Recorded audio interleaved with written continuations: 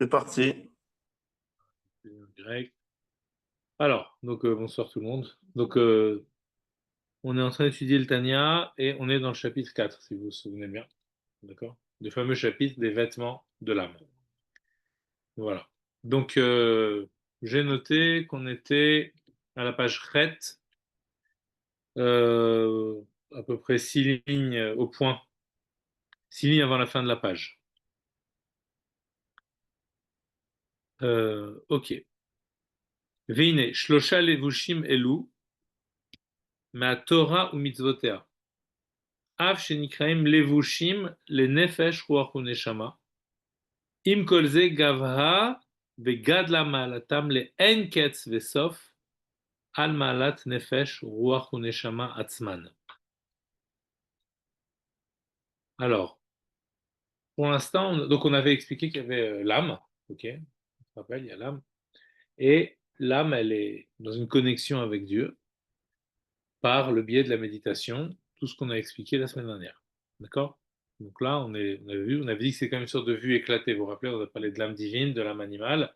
Au tout début, on avait parlé de l'âme animale, ensuite l'âme divine. On essaie de comprendre, voilà, si l'âme divine fonctionnait toute seule, comment elle fonctionnerait. Après, par la suite, il va évidemment vous remontrer que les deux sont liés. C'est pour ça qu'il va y avoir toutes ces tensions. Mais pour l'instant, on est en train d'essayer de comprendre comment fonctionne l'âme divine.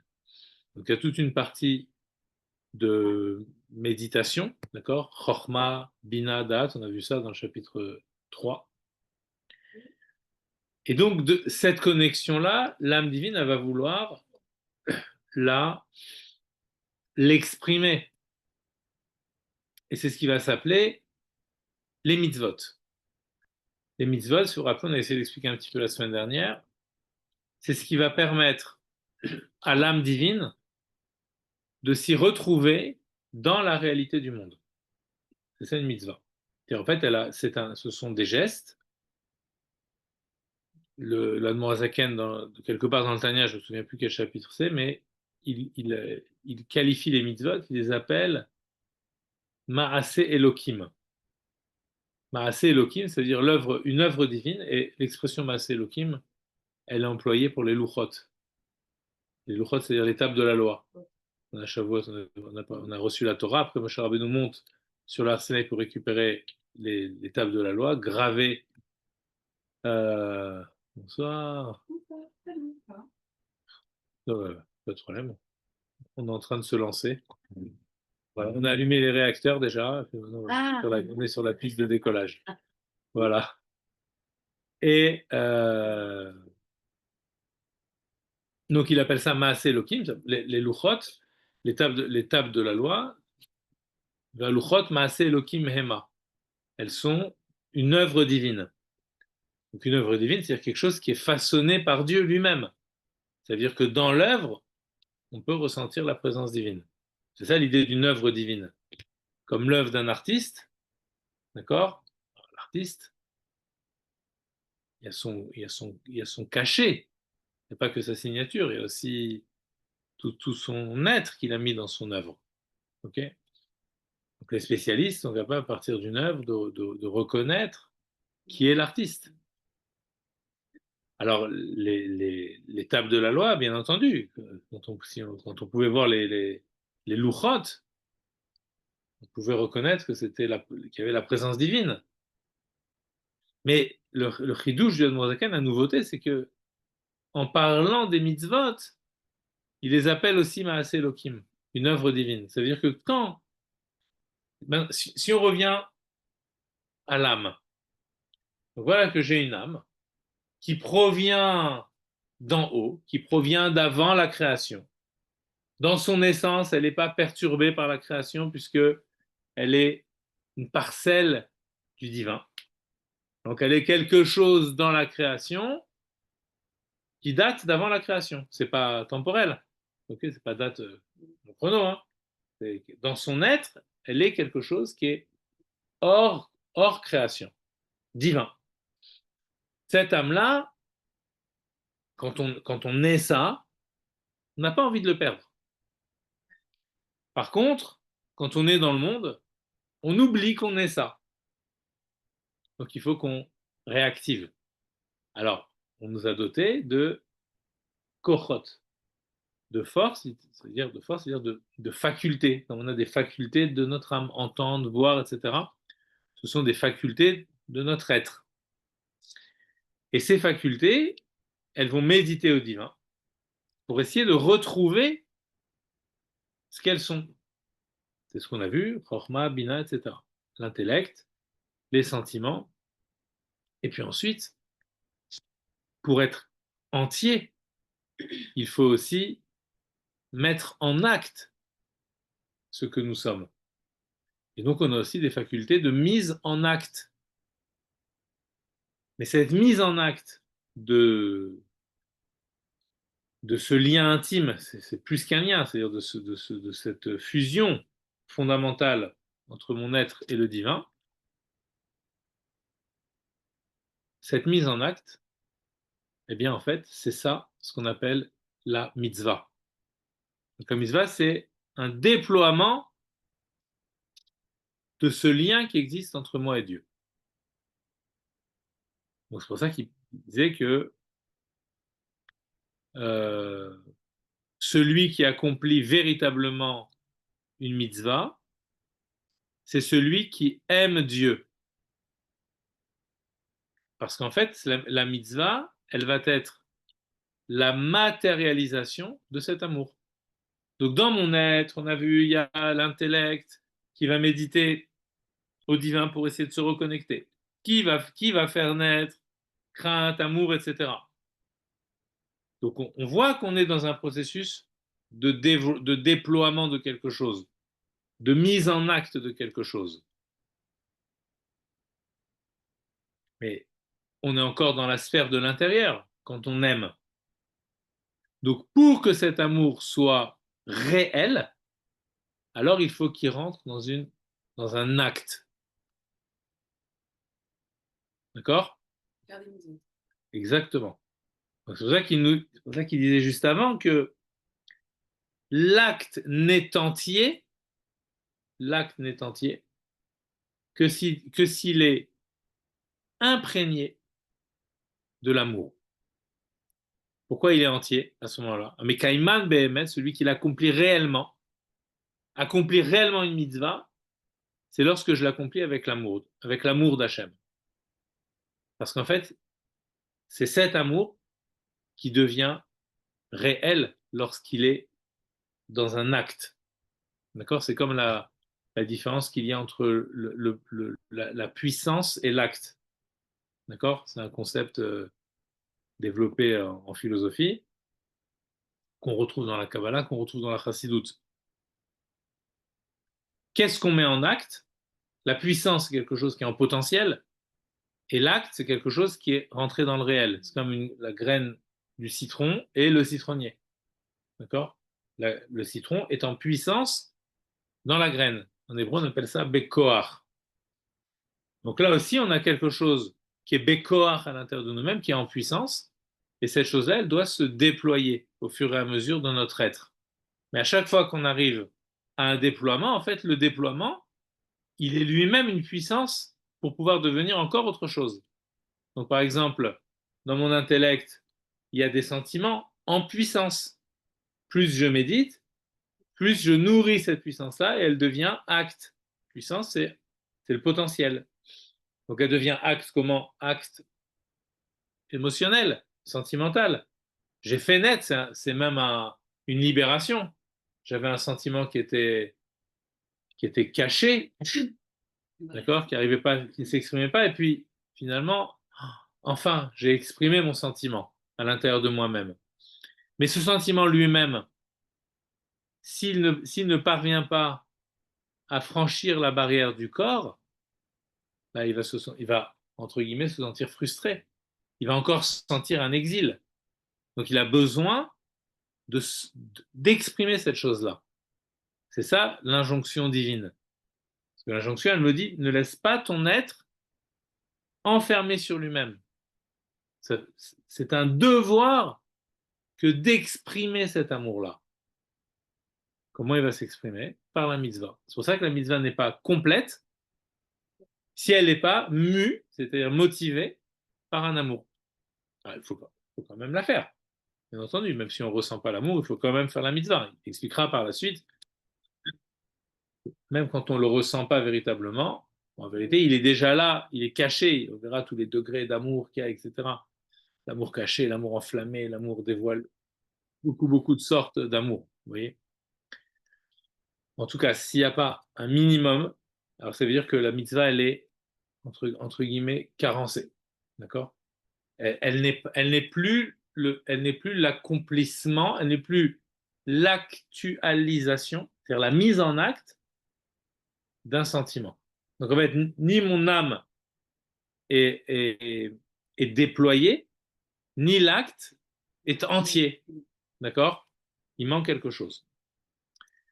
Donc là, je revenais un petit peu sur cette dimension-là du rapport entre ce fil conducteur qu'il doit y avoir entre l'action et son origine dans notre âme. Mais pas des robots. D'accord. Alors maintenant, il continue, veiner, quand il dit veiner, ça veut dire littéralement c'est et voici, mais en fait c'est pour aborder un autre aspect de la chose. C'est ça ce mot-là qu'on voit très souvent en Chassidut, parce que justement on essaye de toujours d'aborder les choses de façon, des façons les plus complètes possible. Enfin, on essaye. Donc souvent les rabbins, les mamans, ils me disent veiner, on aborde, et voici, donc on aborde maintenant le problème sous un autre angle. Donc là, pour l'instant, on avait vu un petit peu l'angle qu'on avait abordé, c'était l'angle de l'expression. Ok. Il y a de l'amour, cet amour s'exprime au travers d'un acte qui est celui de la mitzvah. Bon, il y a de l'amour et il y a de la crainte aussi, vous vous rappelez. Hein. C'est pour ça qu'il avait dit que les mitzvot positives étaient liées à l'amour. C'était comme le déploiement de l'amour de Dieu. On pose quelque chose. L'amour, c'est un sentiment de déploiement. La crainte, c'est un sentiment, au contraire, de repli. Donc, il faut qu'il y ait les deux aussi. Mais même ce repli, il s'exprime. Il y a aussi, ouais, on a vu ça sur exactement. Et en fait, ça va être les commandements négatifs, ça va être lié à la crainte. Les commandements positifs à l'amour. Mais les deux s'expriment en fait. Enfin, le commandement négatif, par définition, c'est une non-expression, ce que je ne fais pas. Mais les Chachamim nous disent que celui qui, ça s'appelle Shev Ve'alta Aseh, assieds-toi et ne fais pas. D'accord. J'ai envie d'aller. Reste assis et ne fais pas. Enfin, genre, détends-toi, calme-toi. Maintenant, il ne faut rien faire. Il faut juste rester assis et ne rien faire. Et Shev et Alta Aseh, celui qui reste assis et ne fait pas une avéra, par exemple, il n'a envie de faire, alors Dieu considère que c'est comme s'il avait fait une mitzvah positive. Donc en fait, c'est quand même un acte. Le non-acte, c'est quand même une réalisation. C'est pas juste j'ai rien fait. J'ai quand même réalisé quelque chose en ne faisant pas. Exactement. Et ce mérite-là, en vérité, bon, dans d'autres endroits en Chassidut, on voit que chaque mitzvah, elle apporte une lumière. Et en fait, la non-avéra, en fait, elle apporte une lumière encore plus haute que la lumière de la mitzvah. Voilà. C'est pas ce qu'il explique ici, mais c'est pour montrer que même dans ce qu'on appelle la mitzvah, l'ota assez, ça veut dire le ne fait pas. Le ne fait pas, en fait, c'est aussi une mitzvah. Et D'accord. quand, excuse-moi, mais c'est quand il a envie de faire et qu'il ne fait pas. Pardon? Oui, Quand oui, il a... bien sûr, c'est lié Ah à ça. oui, Oui, bien sûr, quand il parce y a que s'il une. n'a pas envie, Bah, s'il n'a pas envie, c'est-à-dire que malgré tout, c'est quand même. Ça veut dire qu'il a travaillé son envie jusqu'à. Évidemment, on ne va pas dire sur toutes les misotes, des choses, la vérole, des choses qu'on n'a pas envie de faire, mais évidemment, le truc est encore plus grand lorsqu'il y a un désir et que finalement on retient ce désir. parce que si j'ai pas envie du cochon, bah, Excuse-moi, aucun si j'ai pas effort. envie de.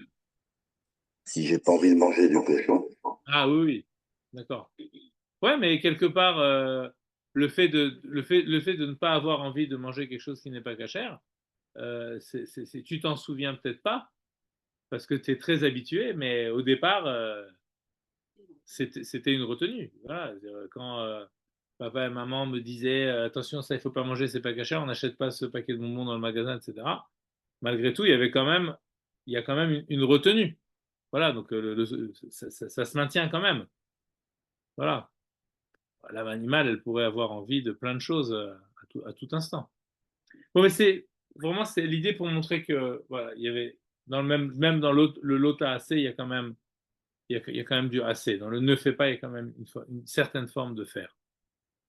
Alors, donc, jusqu'à présent, donc, on a vu la dimension de l'expression.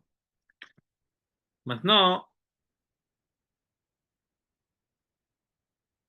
moi, parce qu'ici j'ai une coche, je ne sais pas si c'est ancien ou si c'est récent. Bon, de toute façon, maintenant, on en est là, alors on reprend ici. Alors, ce qu'il nous dit ici, c'est que maintenant, il y a une supériorité de l'action par rapport à l'âme. Ça, c'est incroyable. Parce que l'âme, en fait, c'est vraiment le ressenti intérieur. Et l'action, c'est un vêtement. Donc le vêtement, ça, par définition, un vêtement, c'est extérieur. À part la pensée, qui est un vêtement qui colle à l'âme. Ok. Mais malgré tout, c'est quand même quelque chose d'extérieur. C'est pas la même chose de penser que l'on aime que de ressentir que l'on aime. Le ressenti, c'est quelque chose de beaucoup plus profond. Ok. Donc, la même chose par rapport à une mitzvah. Ça veut dire que je suis en train de poser une mitzvah. Je pose un acte, je fais un acte. Alors, je pourrais dire que c'est quelque chose vraiment d'extérieur à moi-même. C'est un vêtement. C'est pour ça qu'il appelle ça un vêtement. C'est extérieur. Et donc, je pourrais me dire que le vêtement, c'est-à-dire, je vous donne un exemple bête, mais si on a le choix, il y a un incendie, ok. Et je sais pas, vous avez une robe, je sais pas, 15 000 euros, imaginez-vous, dans votre garde-robe. Alors vous allez vous dire, je sauve ma vie ou je sauve la robe? Bon, on va sauver la vie, parce que la, parce que, parce que la vie, ça vaut plus qu'un vêtement. Voilà. Alors là, on pourrait se dire, qu'est-ce qui vaut plus, la mitzvah ou moi? Alors il dit, gadla malatin, il dit qu'une mitzvah, hein, ça vaut beaucoup plus que mon être. Il y a quelque chose de beaucoup plus haut dans l'accomplissement de la mitzvah que dans mon être lui-même. C'est étonnant. Comment que ça se fait? Puisque si je dis que c'est simplement un vêtement extérieur, comment je peux comprendre que c'est beaucoup plus élevé? Il dit Gadla Madla. Et attention, il est dans les mots, il va très loin. Il dit Gadla, Gavha et Gadla Ma'alatan, elle est beaucoup plus haute, beaucoup plus grande, qualitativement. Les enquêtes, ça veut dire infiniment, sans borne, sur la, par rapport à la madriga de l'âme, Nefesh, Ruach et Neshama, les 3 degrés d'âme qu'on avait parlé. Pourquoi? Moshkatu Bezoar, Deoraita Vekucha Berichu Kulachad. Parce que Torah, donc on a dit l'expression, c'était dans Torah et Mitzvot. Ok. Parce que Torah et Akadosh Baruch Hu et Hachem, Kulachad, ça forme un. Pirouche, Deoraita et Chochmato Retzono Shel Akadosh Baruch Hu. La Torah, c'est l'intellect du divin et c'est la volonté du divin. Et Akadosh Baruch voilà, c'est-à-dire que cette sagesse de Dieu, donc si je le dis comme ça, si je dis, on va essayer de le dire différemment. C'est quoi la Torah? J'ouvre le livre de la Torah et je vois écrit, au tout début du livre de la Torah, je vois écrit, au commencement, Dieu créa le ciel et la terre. Ça veut dire que ce livre-là, dès le début, la première chose qu'il m'enseigne, c'est Dieu créa. Donc, avec ce livre, j'ouvre ma conscience vers le divin. Donc en fait, ce livre-là, c'est le déploiement de la conscience de Dieu. Vous voyez ce que je veux dire? C'est comme si on disait, voilà, l'homme, il peut être conscient de lui-même. Alors, quelqu'un qui va être extrêmement conscient de lui-même, par exemple, pourrait écrire un livre de fonctionnement de sa propre conscience, comme l'ont fait certains philosophes. Essayer de décrire tous les mécanismes de la conscience, comment l'homme fonctionne. D'accord? Quelqu'un qui va être conscient des sentiments humains, va pouvoir écrire des livres comme les romans, etc., qui déploient toute la gamme des sentiments humains. C'est le travail, c'est l'œuvre, ce sont des œuvres humaines qui disent des choses à chaque fois de l'homme. Mais quand j'ouvre le livre Torah, j'ai un livre bizarre. J'ai pas un livre qui est en train de me dire le fonctionnement des humains, mais bien plus que ça, il est en train de me dire Dieu. Au commencement, Dieu créa. Ah, il y a des choses qui existent dans le monde. Ah oui, il y a un monde. Et là, qu'est-ce qu'il me dit ce livre-là? Dieu créa.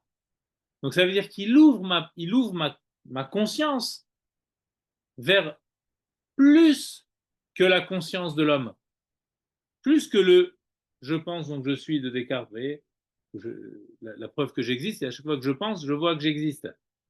Mais là, j'ouvre ce livre-là, il me, il me désarçonne le livre, en train de me dire, attends, tout ne se situe pas au niveau de la conscience humaine, puisque dès le début du livre, on a la conscience de Dieu. Donc c'est-à-dire que ce livre-là, entre guillemets, est dépositaire de cette conscience du divin. D'accord? Il apporte. Tout ce livre, c'est ça. Donc comme si c'est. Et voilà. Dieu qui dit, bah, attendez, vous savez, moi aussi, moi qui crée la conscience chez les hommes, bah forcément, j'ai créé la conscience de moi. Et bien, vous savez, c'est où elle est la conscience de moi. Voilà, elle est là. Bereshit bara Elohim. Ça, c'est la conscience de moi. Et je vous montre comment elle se déploie dans le monde. Toute l'histoire de la Torah, en vérité, c'est pas l'histoire des hommes, contrairement à ce qu'on pourrait penser, mais c'est l'histoire de Dieu. Si on disait que la Torah, c'est un livre d'histoire, un livre historique, alors en réalité, ça serait l'histoire de Dieu qui se déploie dans le monde, de Dieu qui va à la rencontre des hommes, qui crée les hommes et qui les rencontre. Ça, c'est l'histoire de la Torah. Maintenant, cette histoire-là, entre guillemets, je mets histoire, parce que c'est pas vraiment dans le sens historique comme on l'entend aujourd'hui. C'est bien plus que ça. C'est quelque chose qui rentre dans l'histoire du monde. D'accord?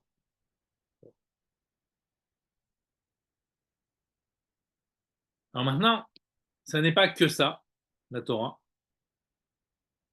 mais c'est aussi le lieu de la révélation d'une volonté.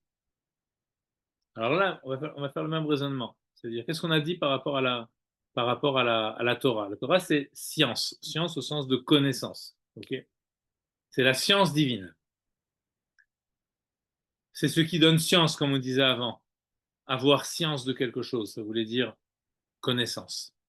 D'accord? C'est ça le mot science, même dans le sens moderne du terme. Les sciences, c'est la connaissance du monde. Alors, donc, la Torah n'est pas que science du divin, elle est aussi volonté du divin. Et alors, volonté du divin, ça veut dire quoi maintenant? Donc, je reprends. En créant le monde, Dieu a un projet dans sa création. Il a un projet. Son projet, par la suite, l'Admorazaken le fixera, si on peut dire, d'accord, au travers des Midrashim, il montrera en une phrase quel est ce projet. Et évidemment, ce projet-là, il se concrétise, puisque le projet, c'est sa volonté, donc il se concrétise par une mise en exergue de cette volonté. C'est-à-dire, voilà, je montre ce qu'est cette volonté-là. Je montre ma volonté. C'est ce qu'on appellera les mitzvot. D'accord? C'est-à-dire que là où je dis que la Torah, elle est chorma, elle est sagesse, elle est intellect divin, elle est science de Dieu, je dis quoi? Que les mitzvot, elles sont volonté de Dieu. Oui, ça va ensemble. Il y a volonté et mitzvot. Ça dit que dans la Torah, on a les deux. On a intellect divin et on a volonté divine. Alors, la volonté divine, elle est liée à quoi? Elle est liée au projet divin. Et le projet divin, il nous dira par la suite que c'est de faire de ce monde, puisqu'il crée le monde. Donc, de faire de ce monde un lieu d'habitation.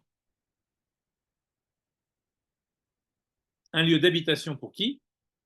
Pour lui. Donc en fait, pour lui, Dieu. Donc il se crée, enfin, il veut que le monde soit son lieu de résidence.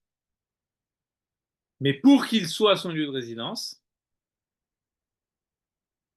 il faut que ce soit l'homme qui le rende lieu de résidence. C'est-à-dire que l'homme, il est au cœur, enfin, ça nous indique quelque chose de la nature de l'homme. C'est-à-dire que l'homme, il est au cœur du projet de la création. C'est pour ça qu'il est créé en dernier. C'est l'homme qui doit modeler le monde de telle sorte qu'il soit la demeure de Dieu. Alors rappelez-vous tout ce qu'on a dit sur Dieu, c'est-à-dire rien. Hein, on a dit beaucoup de choses sur Dieu, mais en fait on n'a rien dit. Parce qu'on ne peut rien dire sur Dieu, puisque la définition de Dieu, c'est qu'il n'est pas définissable. Même quand on dit ça, on se trompe déjà. D'accord? C'est très important en fait d'avoir toujours cette indéfinissabilité en arrière-plan dans notre pensée. Ça doit nous accompagner tout le temps, le fait qu'on est connecté à quelque chose qui est impensable. Okay, que ça nous habite, c'est pas juste un concept. Okay, il y a beaucoup de théologiens qui ont essayé de penser ça, mais chez le juif, c'est quelque chose qui l'habite, c'est en lui, c'est au plus profond de lui-même, ça brille sur ses yeux même. Okay, et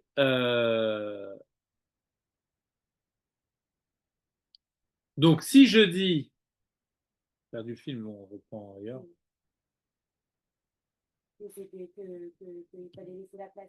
Voilà.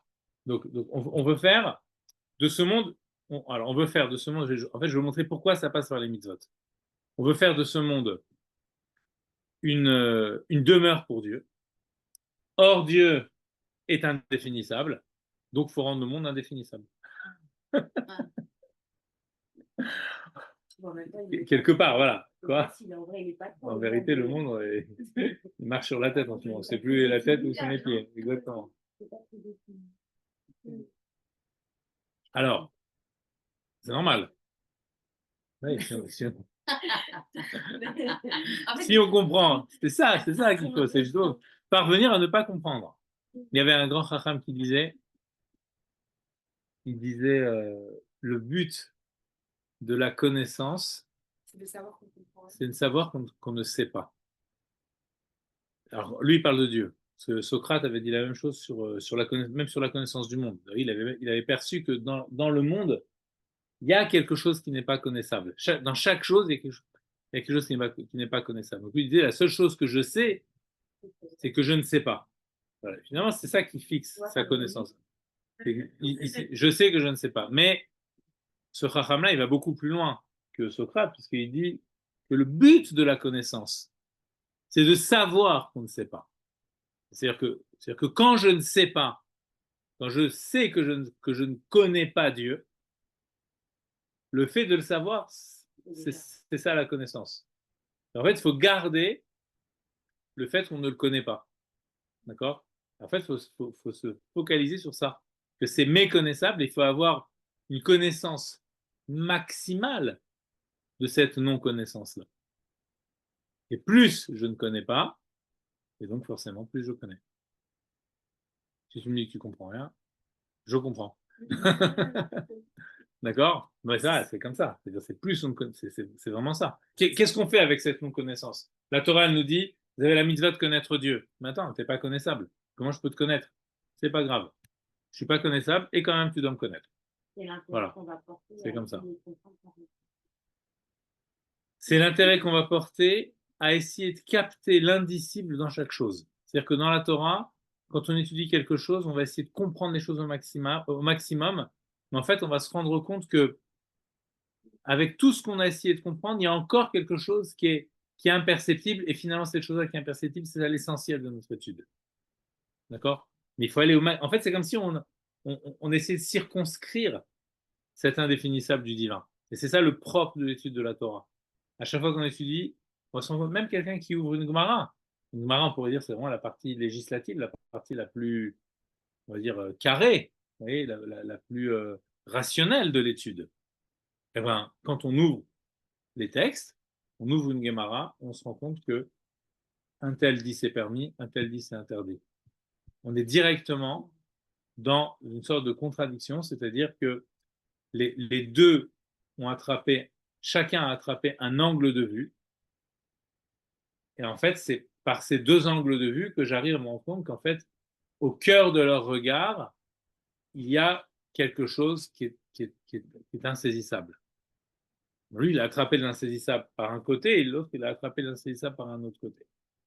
D'accord. Mais dans le fond du fond, c'est insaisissable. Et c'est cet insaisissable qu'on essaye d'attraper dans l'étude de façon intellectuelle, et dans les actes, j'allais dire de façon manuelle. En faisant l'acte, je fais un acte, à chaque fois, je fais un acte indéfinissable. C'est pour ça que, que c'est tellement, d'ailleurs, comment dirais-je, que c'est tellement étonnant. Vous voyez, une fois, j'ai discuté avec un monsieur qui découvrait un petit peu la Torah, et j'étais sur la même longueur d'onde que lui. Ça veut dire, il me pose une question que je dis oui, c'est ça la question. Et la question, c'est tout simplement, mais c'est quoi ces actes? Vous voyez, c'est quoi ces actes? Ne serait-ce qu'on se lève tous les jours, on met des téfilines, c'est quoi ces actes? Vous voyez, on met pas juste des cubes noirs comme ça sur. Vous voyez, c'est-à-dire que l'acte, dans son aspect comme ça étonnant, quand on dit c'est quoi ces actes, ça veut dire mais il n'y a aucun intérêt direct. Oui, je ne vais pas les téfilines parce que j'ai faim. Si j'ai faim, je vais manger. Donc ça ne répond pas à un besoin physiologique. Vous voyez, même, on va dire même d'émerveillement, parce que quand on fait la mitzvah, on n'est pas là dans un émerveillement. Vous voyez, quelqu'un qui va voir, il va dans un musée, il va voir des tableaux, alors il est émerveillé. En fait, quand tu poses un acte de mitzvah, tu n'as même pas ça, en fait. C'est-à-dire, je ne peux même pas le classer dans l'art. Vous voyez, si on essaie de classer dans quelle catégorie je vais classer ces actes-là. Il y a les actes par intérêt, les actes désintéressés, etc. Il y a des actes, voilà, chez les artistes, ils posent des actes pour essayer de traduire un sentiment profond, alors ils le posent sur un tableau. Musique aussi, par exemple, vous voyez. Mais quand j'arrive à mitzvah, je suis où là? Je suis dans quelle catégorie d'actes? Vous voyez, ça rentre dans aucune case en fait. J'ai posé un acte divin. Voilà. Un acte. Après, peut-être je l'ai fait par intérêt. On arrête quelqu'un dans la rue, viens, viens. Ah oui, ça porte bonheur de mettre les tefilines, ça porte bonheur. Ça mène la bracha, ça mène la bracha, vite fait. C'est par intérêt. Mais en vérité, dans le fond, l'acte, il dépasse complètement tous ces intérêts-là. Vous voyez, c'est un petit à part quand on lui dit viens, fait par intérêt. Mais l'acte, il est inouï. Vous voyez ce que je veux dire? Vous voyez, il est même au-delà du merveilleux, en fait. C'est un acte pur, quoi. C'est l'acte à l'état pur. Je fais un acte. Voilà. Pour qu'il soit entier, il faut qu'il y ait l'amour, etc. Mais c'est ça qu'il nous dit, c'est qu'en fait, l'acte, il est tellement pur, en fait, l'acte divin, qui dépasse même l'âme. Vous voyez, il est pas dans le. Au début, on a dit, on a vu une continuité entre le ressenti d'amour, par exemple, et l'acte. Il faut qu'il y ait cette continuité. Mais quand j'arrive à l'acte lui-même, en fait, je me rends compte que bah, il y a une discontinuité. C'est comme si j'étais débordé, dépassé par l'acte lui-même que j'ai fait. C'est plus la même chose en fait. Vous voyez, il y a quelque chose de plus fort dans mon acte que dans le ressenti qui m'a porté à l'exécuter. Je suis dépassé, débordé par l'acte que j'ai posé. Il y a quelque chose de plus grand dans mon acte que dans moi-même. Et de fait, l'acte est divin. Vous voyez?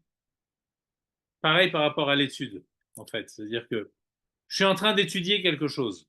Je peux dire, après tout, c'est quoi étudier? C'est essayer de cogiter, c'est essayer de, de remuer un petit peu ses ménages, de faire travailler son intellect pour essayer de comprendre quelque chose. Donc je pourrais dire, ben voilà, j'avais un potentiel, comme on dit aux élèves à l'école, tu as du potentiel, dévoile ton potentiel. En fait, ok, bien sûr qu'il y a ça. On a vu dans le chapitre 2, il jouait dans Chochma avec le mot Koach, vous vous rappelez? Koach-ma, Koach c'est le potentiel. C'est un Koach, c'est une force de quelque chose, d'un ma qui va s'exprimer, qui va arriver dans la bina, et dans la bina, c'est la deuxième étape, et là, c'est déjà en acte dans la bina. Ok, donc on a le Koach et le Poel, la puissance est là entre Chochma et bina, la Chochma qui est, comment dirais-je, l'étincelle, et puis ensuite, ça va se déployer en bina. Mais en fait, ce qu'il nous dit ici, c'est que, ok, il y a une puissance et un acte dans tes facultés, entre Chorma et Bina. Mais en fait, ce que tu es en train d'articuler, qui passe par ta Chorma et par ta Bina, ça dépasse largement ta Chorma et ta Bina. Ce que tu as attrapé, c'est bien plus que ton cohort de Chorma et de Bina, que ta force, que ta faculté. Ce que ta faculté, elle a attrapé, c'est elle peut même pas vous voyez, elle peut même pas le définir en fait. Elle a attrapé quelque chose qui dépasse de loin toutes les définitions qu'elle pourrait donner aux choses. Donc oui, il y a ce que vous aviez dit. Vous avez dit quelque chose, vous vous rappelez, non? Oui, il y a 10 minutes. Euh, pour essayer d'expliquer justement comment on est débordé par rapport à ça. Donc, c'est-à-dire qu'en fait, il y a un lien intime avec Dieu qui est en train de se révéler au travers de mon acte intellectuel humain. C'est-à-dire qu'ici, il y a une, comment dirais-je, il y a comme ce qu'on appelle une rupture de la continuité. D'accord? Je pourrais penser que je suis dans une continuité, mais en réalité, quand j'arrive à l'acte, je suis débordé. C'est plus la continuité. Vous voyez ce que je veux dire? Il y a quelque chose de beaucoup plus grand que moi qui s'est joué dans cet acte-là. Et même dans un acte intellectuel comme l'acte de l'étude. C'est pour ça qu'on dit, par exemple, dans Pirkei Avot, lorsque quelqu'un étudie, d'accord, alors il y a la shrina qui est là. La shrina, c'est-à-dire que, en fait, j'ai déclenché une présence qui me dépasse à moi. C'est plus ma propre présence. Il y a quelque chose de plus que moi dans ce que je suis en train d'attraper. C'est pas juste un bel exercice intellectuel. Ok? Je déploie quelque chose de plus grand que l'homme au travers de mon étude. C'est pour ça qu'il y a ici Gadla, Malatan, Lehenketz. Leur grandeur, leur qualité est bien plus grande à l'infini. Il vient rompre la continuité qu'on avait entre le chapitre 3 et le chapitre 4. La première partie, c'est une continuité. À partir de Véiné, attention, c'est une continuité que dans la mesure où tu es en train d'exprimer quelque chose. Tu es en train d'exprimer ton amour par ton acte. Mais l'acte lui-même, il est bien plus grand que toi. L'acte que tu as fait, il est bien plus grand que toi. Parce que de fait, c'est-à-dire quoi plus grand que toi? C'est-à-dire que Nefesh, Ruach et Neshama, c'est l'ordre du créé. C'est l'ordre du moi, c'est l'ordre de l'ego, de ce que je suis. Même si c'est dans mon âme divine. C'est quand même, il y a ici quelque chose, il y a quelqu'un. Mais cet acte-là, c'est comme l'image, vous voyez, comme on dit, Itrili dans Shirachirim. Ouvre-moi, ouvre-moi la porte. Imaginez quelqu'un qui frappe à la porte. Je vais ouvrir, il y a quelqu'un. J'ai entendu, il y a quelqu'un qui a frappé. J'ouvre la porte, il n'y a personne. Vous voyez ce choc-là. Mais j'ai entendu quelqu'un, arrête de me dire qu'il n'y a personne. J'ouvre la porte, ce personne-là, vous voyez ce choc-là qu'il y a entre l'annonce du quelqu'un et l'ouverture, il n'y a personne. Il n'y a personne, c'est ça il y a Dieu. Donc en fait, je pose un acte, et ok, a priori, j'ai quoi? J'ai un homme qui a fait un acte. Donc ça a frappé à la porte, c'est un homme qui a fait l'acte. Vous voyez? je m'attends à voir un homme. Eh ben non, non. C'est l'homme qui a fait l'acte, mais en fait, maintenant, il y a Dieu. Maintenant qu'il a fait l'homme, maintenant que l'homme a fait l'acte, alors il y a Dieu. Et c'est ça, dira Betartonim. Vous voyez, dira Betartonim, ça veut dire une demeure pour Dieu ici-bas. Rendre le monde compatible avec le divin. Façonner le monde à l'image du divin. C'est ce qu'on est en train de faire quand on fait une mitzvah. Parce qu'au travers de la mitzvah, j'attrape le ratson, la volonté divine. Et la volonté divine, c'est la volonté. C'est-à-dire quoi la volonté divine? Quand on dit Dieu veut, ça veut dire quoi? Dieu veut. Donc après, Dieu veut que tu mettes les téphilines.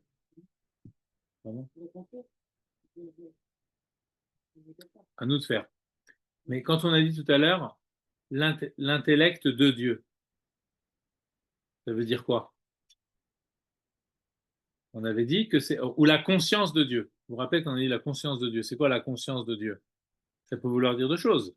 Ça peut vouloir dire Dieu, il a une conscience, donc il est conscient du monde, d'accord? Il entend tout, il voit tout, etc. La conscience suprême, il est conscient de tout.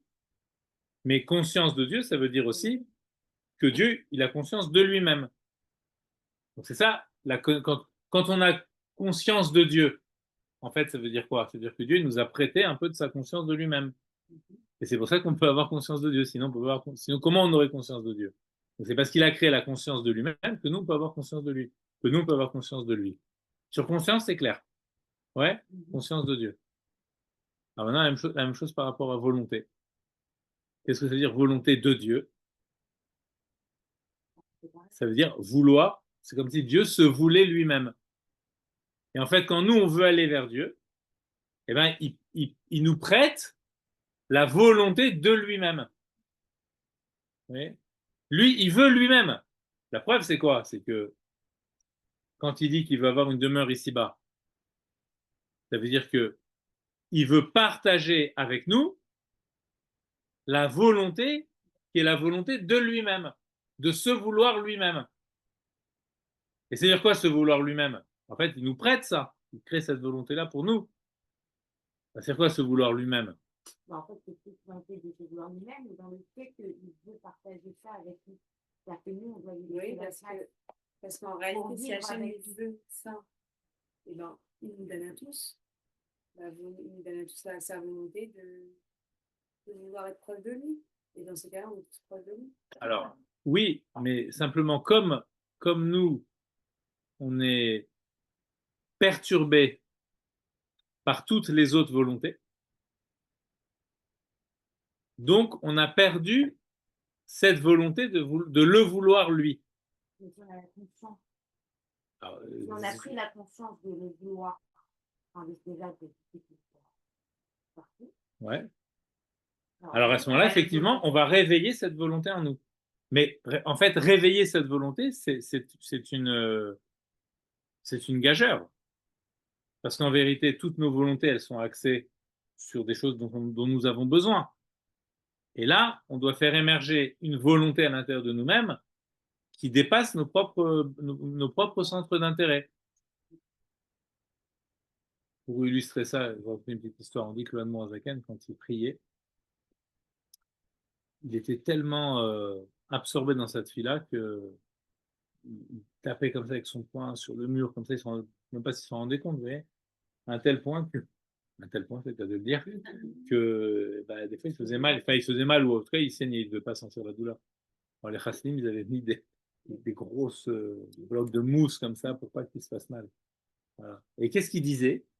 Il disait par exemple, quand il s'adressait à Dieu, il disait, mais Dieu, moi ce que je veux, je veux pas ton Olam Haba, le monde futur. Je veux pas ton Gan Eden. Tout ça, c'est des parcs d'attractions à côté de, vous voyez, c'est dire quoi? C'est vouloir toutes ces choses-là. Moi, ce que je veux, c'est toi. C'est tout. Il disait en yiddish comme ça, ich will dir Alain. Ça veut dire je veux uniquement toi. Alors, pour dire ça, en fait, il faut toucher à l'essence de la volonté. Parce que quand on dit Dieu veut, en fait, le Dieu veut de Dieu et le je veux toi du Admor Azaken, c'est le même. Vous comprenez ou pas? Non, Si, vous ne me suivez pas. par rapport au fait que si c'est Dieu, en fait, qui lui a mis le vouloir de lui, donc c'est Oui, la présence de Dieu oui. qui est en lui, en fait. Et ce que je veux dire, c'est... Bien sûr, bien entendu. Mais là, je parle mais spécifiquement par rapport à la notion de volonté. Quand on veut quelque chose, il y a forcément un objet de volonté quelque part. Ok? Je veux un verre d'eau. Donc, ma volonté, elle est canalisée vers le verre. Je veux ça. Mais si je prends la volonté à l'état pur, juste vouloir, sans rien derrière, sans objet, juste je veux. Est-ce que ça existe, ça, je veux, tout seul? Non. Vous n'arrivez pas à l'entendre. Quand on dit je veux, a priori, on veut quelque chose. En fait, Mais en si fait, je prends le truc à l'envers, comme ça, on réfléchit un petit peu. Si je dis je veux un verre d'eau, alors j'analyse la phrase. Je veux un verre d'eau. Vous êtes en train de me dire je veux, ça peut exister qu'avec un verre d'eau. C'est-à-dire, s'il n'y a pas quelque chose derrière, alors je veux, le je veux tombe en désuétude, n'existe pas. Il n'y a pas de je veux. Ah, très bien. Mais alors, comment ça se fait que dans la vie, je peux vouloir un verre d'eau, mais je peux vouloir manger, je peux vouloir étudier, je peux vouloir me promener, je peux vouloir plein de choses. Donc, ça veut dire que vouloir peut se décliner à toutes les sauces, j'allais dire. bah oui. Il peut y avoir plein de vouloir ceci et cela. Mais alors, vouloir, c'est-à-dire que vouloir, il peut être là, il peut être là, il peut être là. Donc, je suis en train de voir que vouloir, c'est pas juste quelque chose qui est accroché à un objet. Non, mais à quelque chose. Ben non, puisque je peux passer de vouloir ça à vouloir ça. Mais vouloir, il va avec quelque chose. C'est un dévoilement. Non, mais ok, il va avec quelque Il va chose. avec Alors, le qu'est-ce verre qui d'eau. se passe entre le moment où je veux le verre d'eau et le moment où j'ai maintenant recanalisé ma volonté vers autre chose? Je veux aller me promener. C'est Hachem qui veut ça pour nous? Juste pour essayer de réfléchir volonté. conceptuellement. On essaie de réfléchir conceptuellement. Donc, ça veut dire que maintenant, volonté, en fait, c'est pas attaché à un objet particulier. On commence à dissocier. On commence à dire ah, c'est pas ce que vous me disiez tout à l'heure. Here we are, comme ils disent les Anglais. Here we are, on y est, ça y est.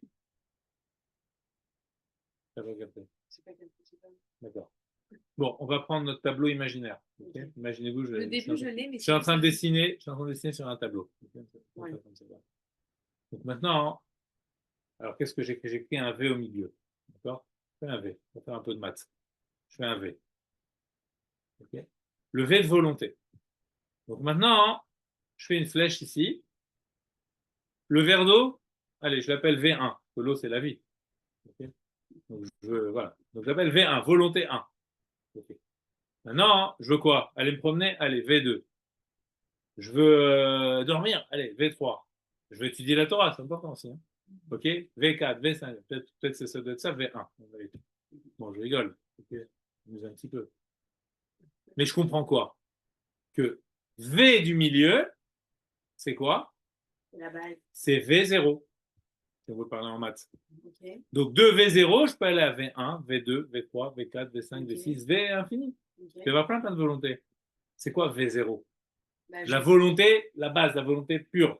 Vous m'avez dit tout à l'heure, vouloir tout seul, ça ne peut pas exister. Parce que quand on veut, c'est qu'on veut quelque chose. Et là, on est en train de dire, mais si je veux quelque chose, c'est que la volonté, elle existe. Il y a une notion de volonté qui veut rien. Et cette volonté-là, je peux l'activer. Alors, cette volonté qui veut rien, si je regarde bien en vérité, elle n'est jamais satisfaite par V1, V2, V3, V4, V5, V6. Pourquoi? Parce que je lui dis, tiens, tu veux un verre d'eau. En vérité, derrière le verre d'eau, c'est pas ça que je veux. Je veux autre chose. Je veux être en bonne santé. Je veux me sentir bien. Parce que là, j'ai soif, je ne me sens pas bien. Donc, qu'est-ce que je veux, c'est me sentir bien. Et après, si j'ai encore plus loin, pourquoi je veux toutes ces choses-là? Qu'est-ce que tu veux véritablement? Ben, j'en sais rien. Au fond, tu veux quoi? J'en sais rien, c'est quoi? J'en sais rien, c'est quoi? C'est je veux Dieu. Et c'est ça la volonté de Dieu. C'est une volonté. La notion de volonté, quand on dit Dieu se veut, on va dire, ah, Dieu se veut lui-même, il n'y a pas plus orgueilleux que ça.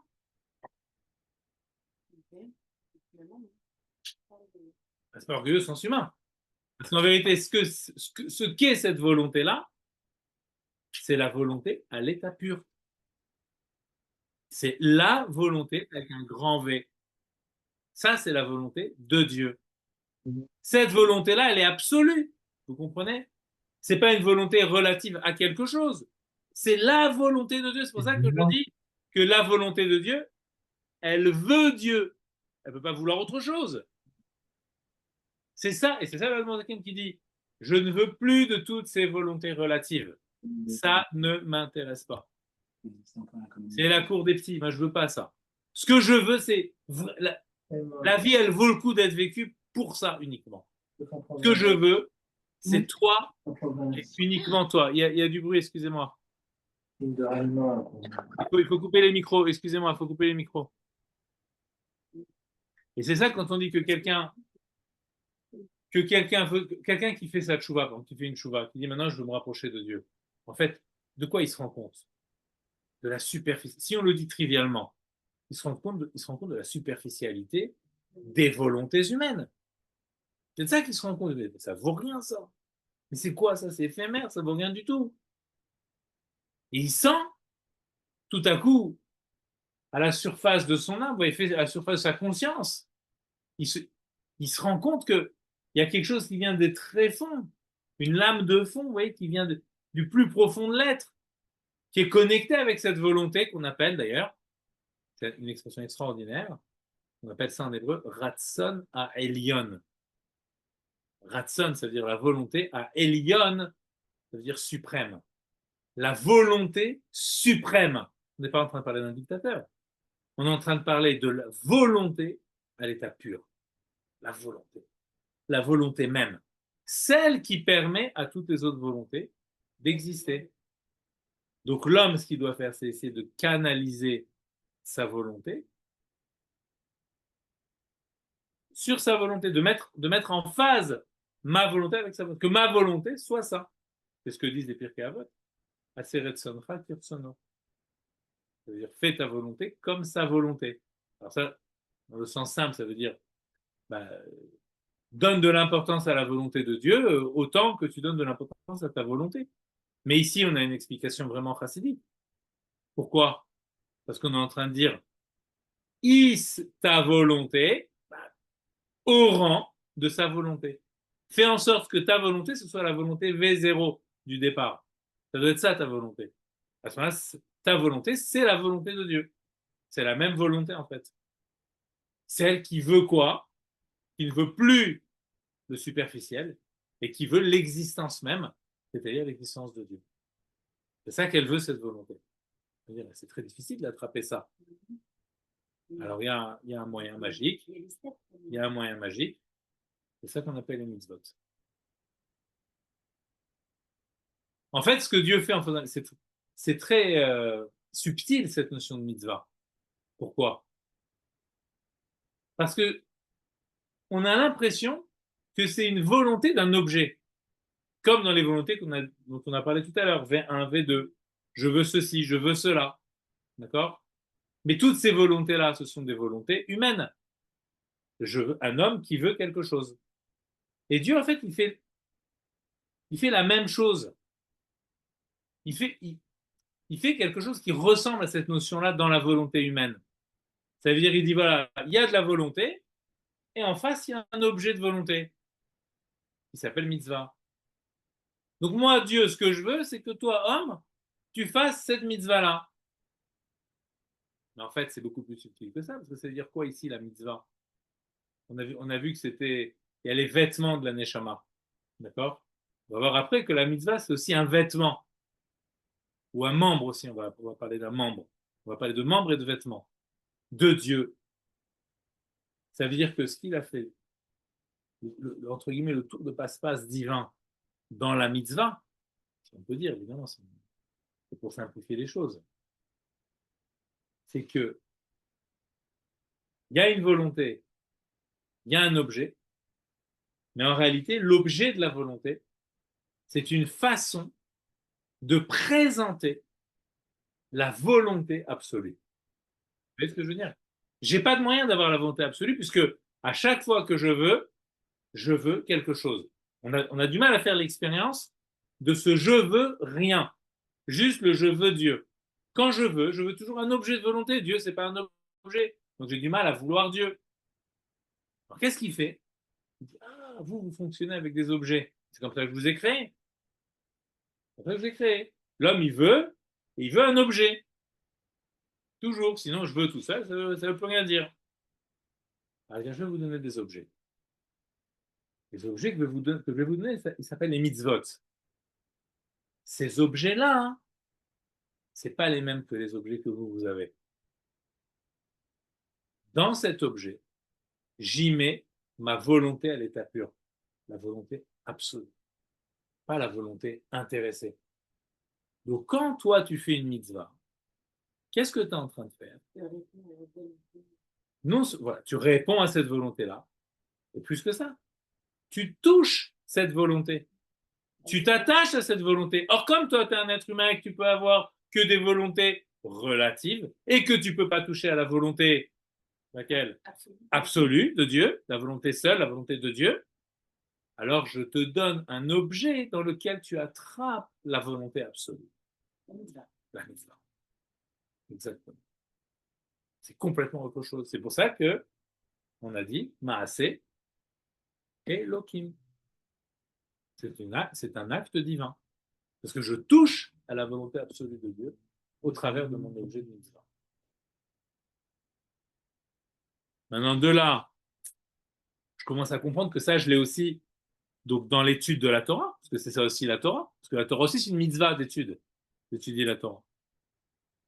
Et donc là, je comprends aussi pourquoi il disait que la volonté de Dieu, sa chorma et lui-même, ça fait un. Comme la conscience de Dieu, ben, quand tu es dans la conscience de Dieu, c'est entre guillemets Dieu qui se reflète dans sa conscience. Donc lui et sa conscience, ça fait un. Ok? Ce qui ne veut pas dire qu'il est sa conscience. Attention, hein. C'est très subtil. C'est-à-dire que au travers de sa conscience, je sens qu'il est complètement dans sa conscience. Mais ça ne veut pas dire que lui, il est égal à sa conscience, parce que c'est lui qui a créé la conscience. Ok?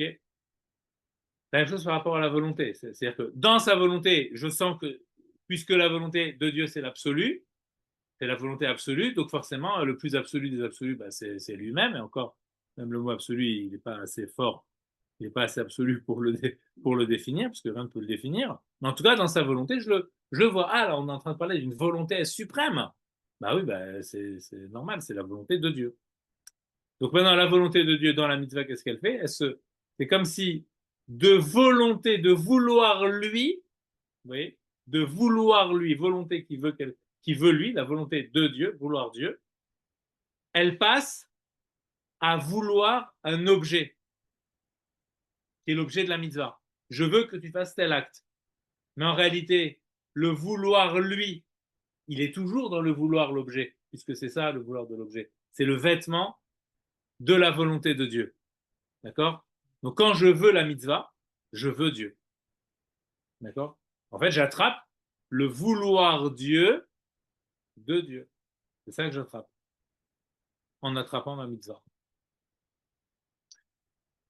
Le savoir, c'est bien. Hein. Après, faut essayer d'en être conscient lorsqu'on fait une mitzvah. C'est un autre sujet, mais dans le concret, c'est ça que ça va. Ce qu'on essaye de voir ici, c'est la valeur des actes que l'on fait. D'accord? Se rendre compte de la puissance et de la valeur des actes. Alors, comment il le dit ici dans le langage du Rambam, il dit qu'il il est le connaissant, Amada, il est la connaissance elle-même. Parce que c'est lui qui a créé la connaissance même qu'on a parlé en termes de conscience. כמו שמבואר לאל בשם הרמב"ם, שמובא אל בשם הרמב"ם. ועבד הקדוש ברוך הוא... Bon, je pense qu'on est un petit peu tard, on va s'arrêter là, c'est déjà pas mal. Je note que je vais effacer les autres parce que Voilà. Est-ce que sur le Zoom, il y a des gens qui ont des questions, des remarques, des idées, des impressions? Vous n'êtes pas bavard sur le Zoom, hein? Ils ont dit de me remettre un-